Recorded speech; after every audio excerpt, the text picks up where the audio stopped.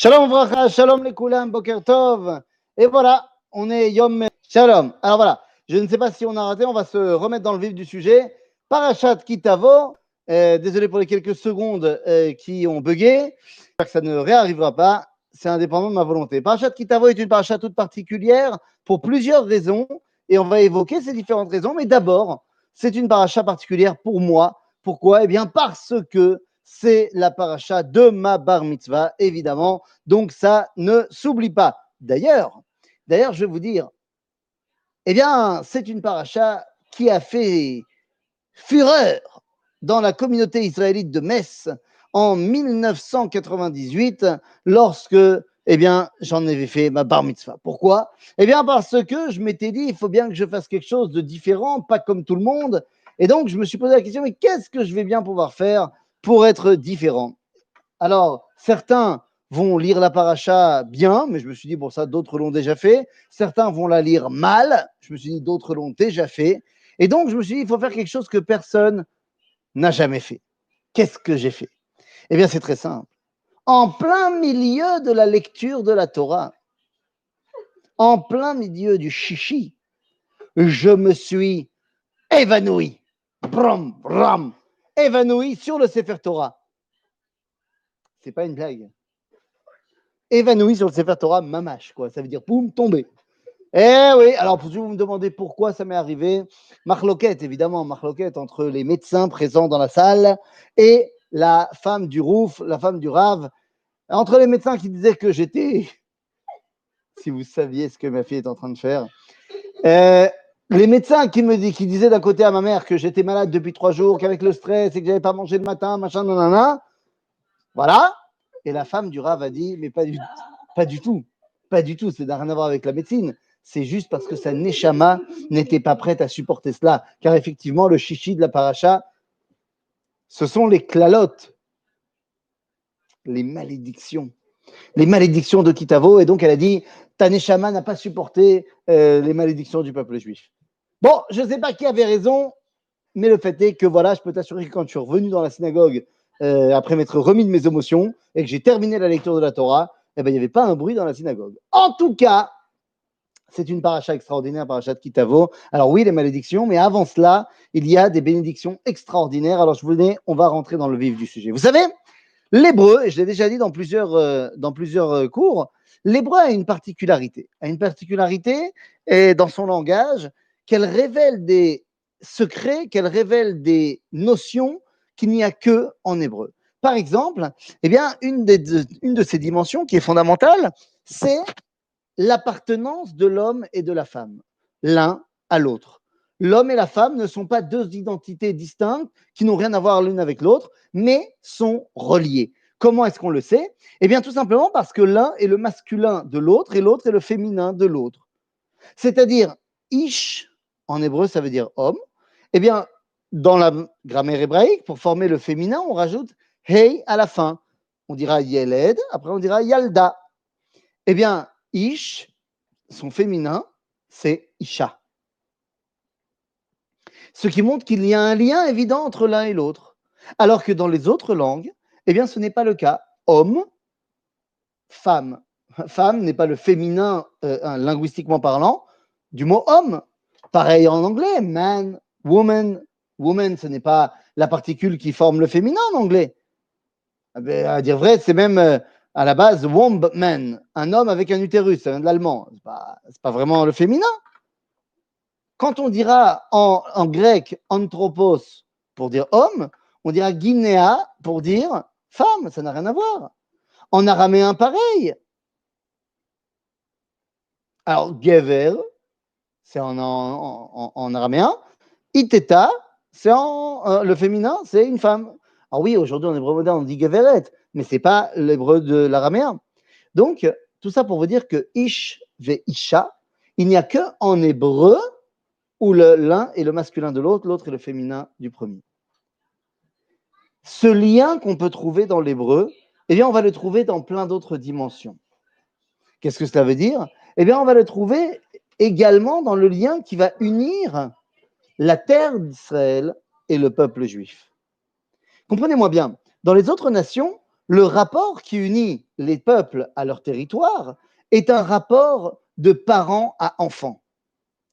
C'est-à-dire que le français va appeler la France la mère patrie. Motherland en anglais, Vaterland en allemand. C'est-à-dire qu'il y a un lien de parents-enfants, un lien donc naturel. Le lien qui unit les peuples à leur territoire, c'est parce qu'ils étaient là, point. C'est naturel. Mais naturel rime également avec non basé sur un choix moral. Alors que le lien qui unit le peuple juif à sa terre, la terre d'Israël, n'est pas un lien naturel, car notre mère patrie, si vous voulez, n'est pas Eretz Israël. Notre mère patrie, c'est l'Égypte. En tant qu'identité nationale, nous sommes nés en Égypte. Mais nous avons choisi de réaliser la parole de Dieu qui nous a dit « Viens en Israël ». En d'autres termes, le lien qui unit le peuple juif à la terre d'Israël n'est pas un lien de parent-enfant, mais un lien basé sur un choix moral. C'est un lien de Khatan Vekala, un lien d'homme et sa femme. C'est pour ça que le prophète Yecheskel nous dira que nous, le peuple juif, sommes appelés Adam, et donc notre féminin, c'est Adama. En d'autres termes, eh bien, le lien qui unit le peuple d'Israël et la terre d'Israël, eh bien, c'est tout simplement un lien de Khatan Vekala, un lien d'homme et sa femme, un lien de vie. Toute cette introduction pour nous projeter dans le début de la paracha avec un autre cas d'une particularité de l'hébreu extraordinaire qui s'appelle le vav conversif. Qu'est-ce que c'est que cette histoire? Vous savez comme moi qu'il y a en hébreu des temps, il y a le passé, il y a le futur. Quand on parle du verbe être, eh bien on dira au futur il sera yehi.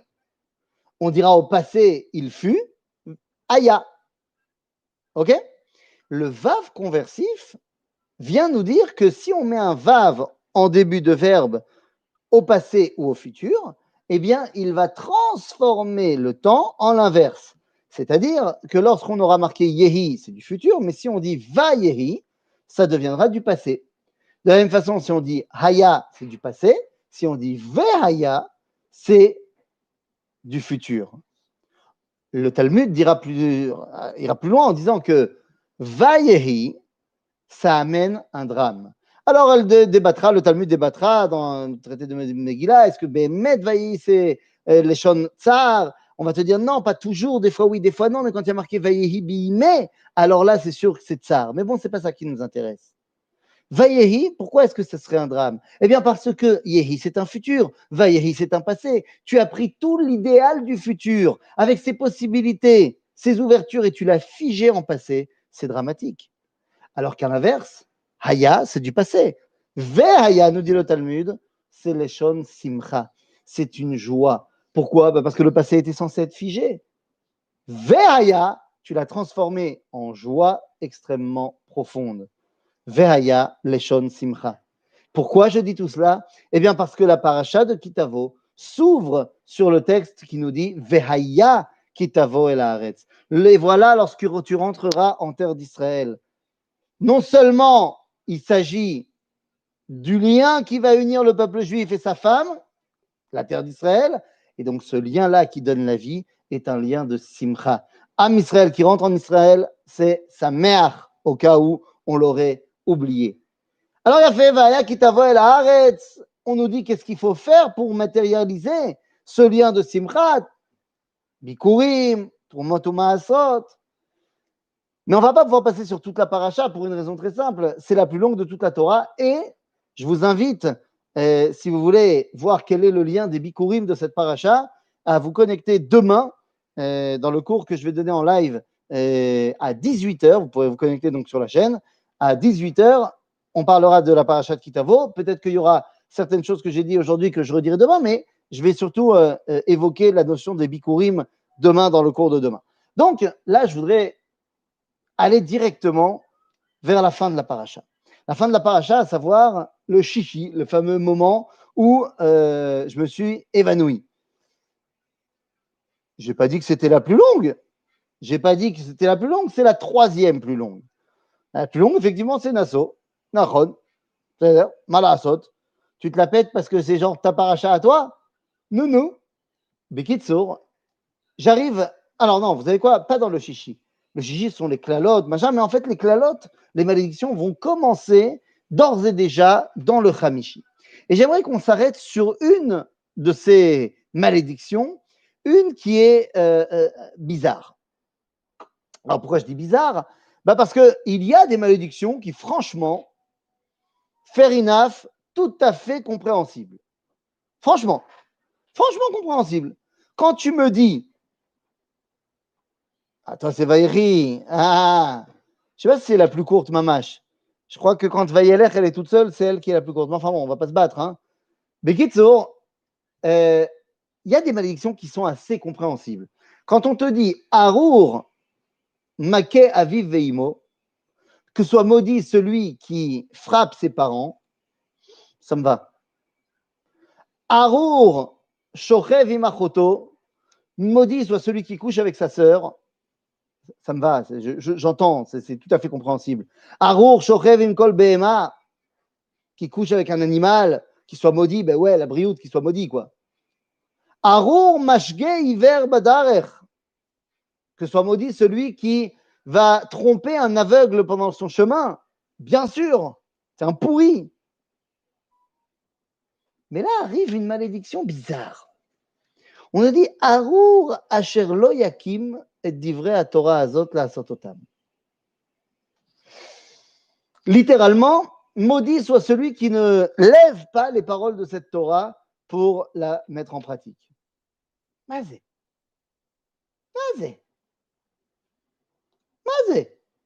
Est-ce qu'il s'agit ici de celui qui ne ferait pas une mitzvah? Quoi, tu es en train de me dire que celui qui n'a pas fait la bracha avant de manger un chewing-gum, tu le mets sur le même plan que celui qui a couché avec un animal? Caché méode.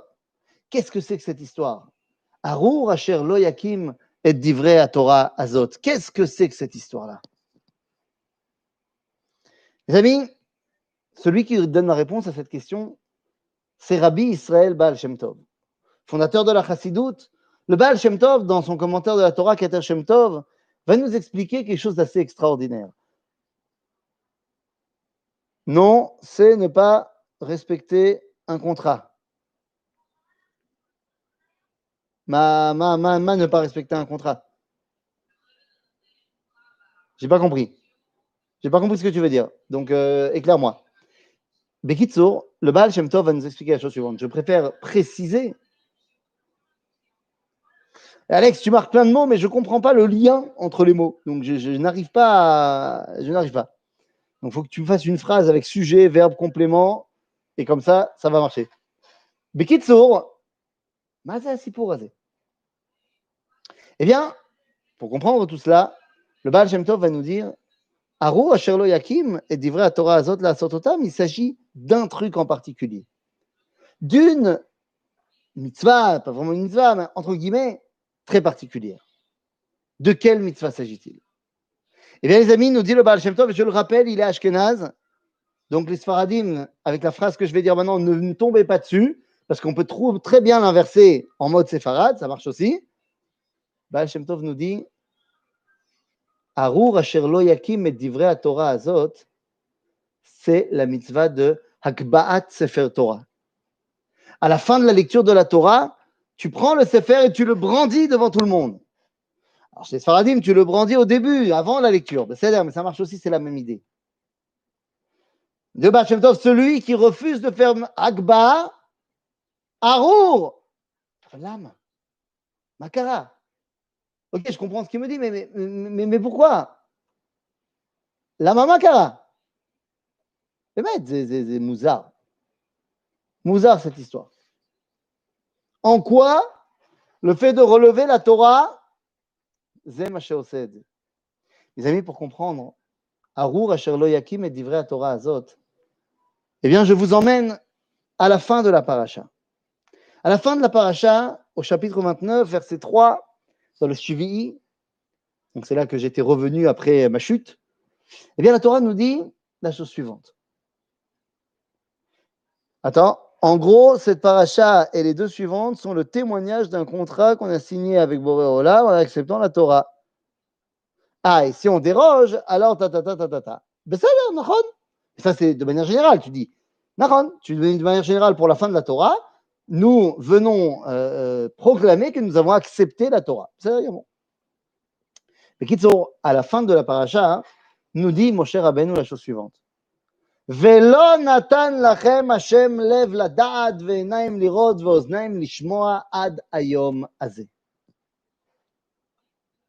Velo natan lachem Hashem lev lada'at ve'enaim lirot ve'oznaim lishmoa. Dieu ne vous a pas donné de cœur pour comprendre, de yeux pour voir et d'oreilles pour entendre, jusqu'à aujourd'hui. Pourquoi pas?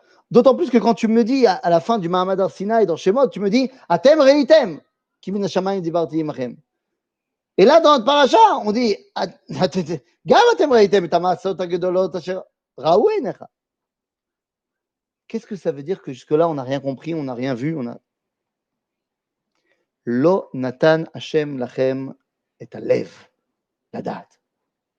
Il n'y avait pas, Rabotai, le cœur. Qu'est-ce que ça veut dire on n'avait pas le cœur? On n'arrivait pas à attacher notre identité d'Israël à Dieu de manière lève. Sechel, on y était peut-être, mais il n'y avait pas le cœur. La malo. Quand on a vu Mahamad Har Sinaï, on a dit Vaïchan Sham Israël Neged Ahar, Rashi dit Ke'ish echad belev echad. Ken avait Ke'ilu. Ke'ish echad, lo ish echad belev echad. Il y a un problème avec le cœur. Lama. Dit Rabbi Meir Simcha HaKohen de Dvinsk. Baal HaMeshech Chochma. Il dit la chose suivante. Il dit évidemment qu'on avait un problème de s'attacher à Dieu. Tu sais pourquoi? Parce qu'il y avait quelqu'un qui dérangeait. Comment ça? C'est qui ce quelqu'un qui dérangeait? Moshe Rabbeinu. Nous dit le Meshech Chochma, Moshe, il faisait intermédiaire entre nous et Akadosh Baruch Hu. C'était nécessaire. Mais il y avait aussi un revers de la médaille. C'est qu'on n'arrivait pas à se soustraire à Moshe pour arriver directement à se lier à Dieu. Notre cœur ne pouvait pas être directement mis dans Dieu. Il y avait Moshe. Et bien que Moshe nous ait dit, mais non, c'est pas moi, c'est lui, il faut s'attacher à lui, pas à moi. Et il était trop présent. On lui en veut pas, hein. De toute façon, on n'avait pas le choix. Dit le Meshech Chochma, pourquoi est-ce qu'il y a marqué Velo natan lachem Hashem lev ladat ve'einaim lirot ve'oznaim lishmoa ad hayom hazeh, jusqu'à aujourd'hui. Dit le Meshech Chochma parce que cette paracha de Kitavo ouvre le dernier jour de la vie de Moshe, le 7 Adar. En d'autres termes, dit Moshe, jusqu'à aujourd'hui, vous n'avez pas réussi. Ne vous inquiétez pas, demain, ça ira mieux. Parce que demain, vous verrez que je suis mort. Et que donc, vous verrez que je n'étais qu'un être humain comme tout le monde. Et que donc, si moi, j'ai réussi en tant qu'être humain à me rattacher à Dieu, mamash, alors vous aussi, vous pouvez. Demain, vous y arriverez. Demain, tout commence. À Kol Matril. Behemet, Behemet. La reine, là, si dans notre paracha, on vient ouvrir le dernier jour de la vie de Moshe, eh bien, dans la paracha de Haazinu, on vient clore le monologue, dernier monologue de Moshe au peuple juif. Dans la paracha de Haazinu, juste avant que Moshe ne s'adresse séparément à chacune des tribus, eh bien, il va donner une dernière directive. Une dernière directive à tout le peuple juif. Et Moshe nous dit la chose suivante. Simu levavchem bechol adevarim asher ani ma'id bachem hayom. Simu et alev. Pas simu lev comme on dit en hébreu moderne, faites attention. Simu et alev. Bechol adevarim asher ani ma'id bachem hayom. Vous imaginez quelqu'un qui pratique la Torah de manière intellectuelle, cérébrale uniquement? Il va faire mincha, parce qu'on lui a dit qu'il fallait faire mincha. Il prend son livre, il dit il fait une mitzvah, il mange la matzah, parce qu'il faut manger la matzah, et il prend une balance pour calculer combien de grammes, machin, un stopper pour voir un chilat pras. Ah ben là-bas, il n'y a pas. Là-bas, ouais, à tel point qu'il est. T'imagines quelqu'un dans son rapport à Dieu qui est kulo sichli. Évidemment que sans sechel, il n'y a rien, zéro. C'est quelqu'un qui fait mincha en mode un robot, il a fait la mitzvah, il a fait mincha. Donc évidemment que s'il n'y a pas bichlal de rapport sérel, de rapport de compréhension à ce qu'on est en train de faire et d'action concrète, il n'y a rien, on est d'accord. Mais moi j'essaie d'aller plus loin. C'est pas possible de s'arrêter là. Me dit Moshe, Simu levafrem bechol adevarim asher ani ma'id bechem hayom. Vous prenez votre cœur et vous le mettez là-bas.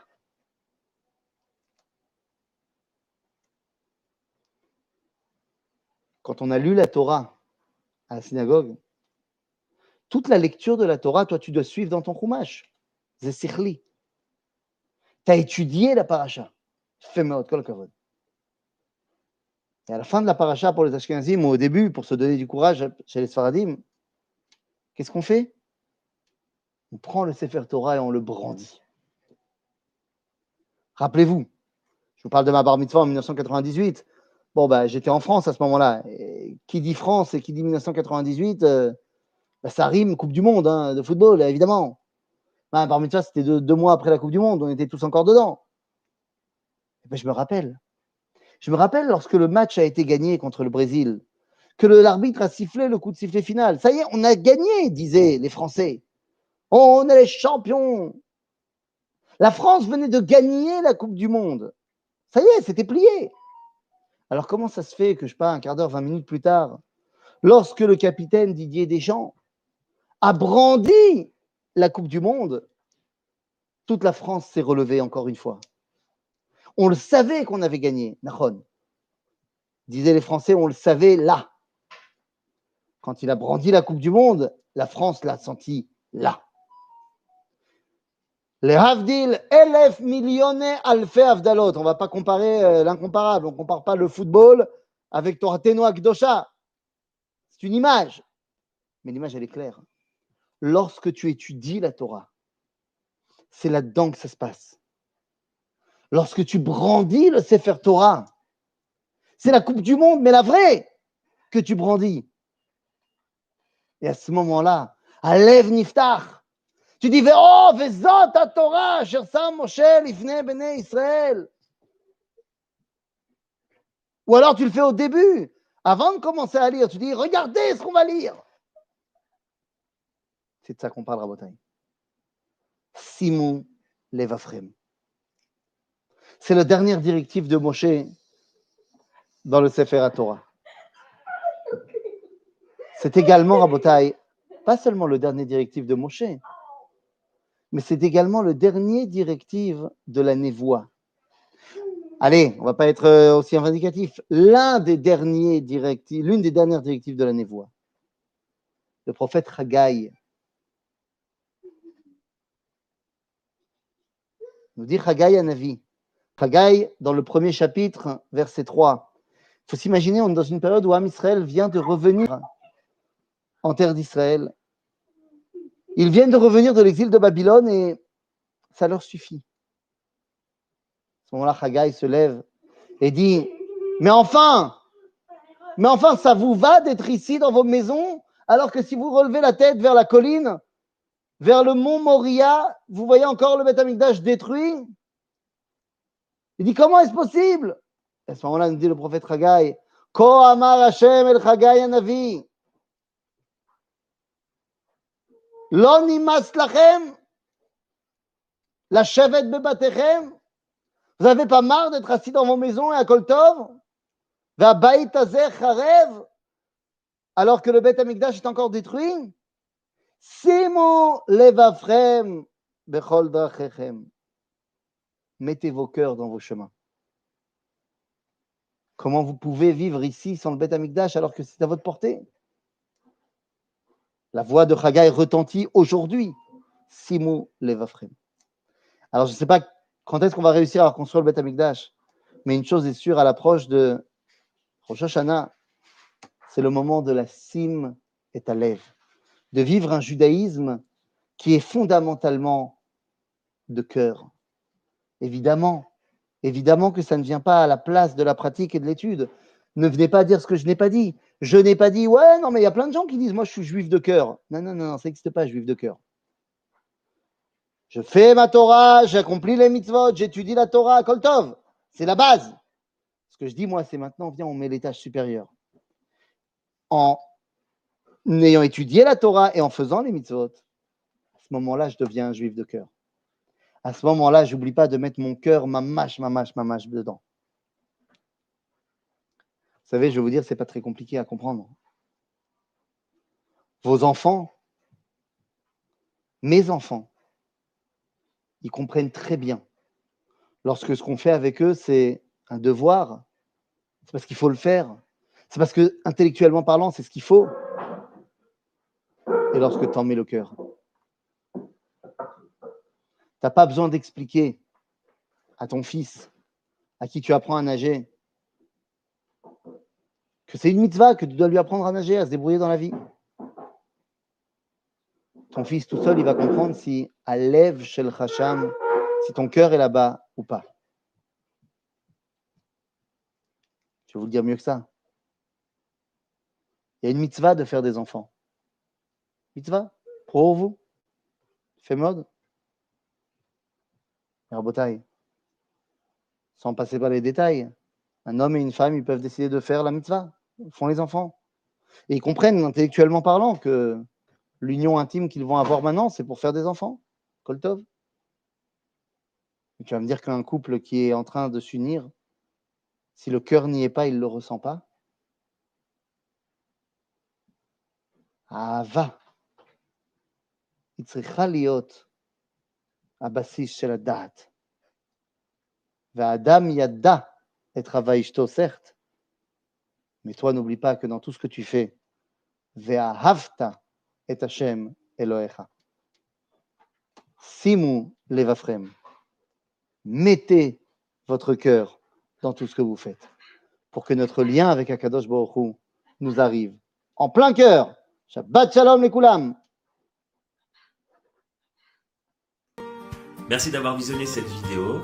Je vous invite à vous abonner à notre chaîne InMode pour plus de replays, de conférences, de cours, d'interviews. Cliquez sur le bouton juste ici et vous êtes abonné à l'InMode. À très bientôt.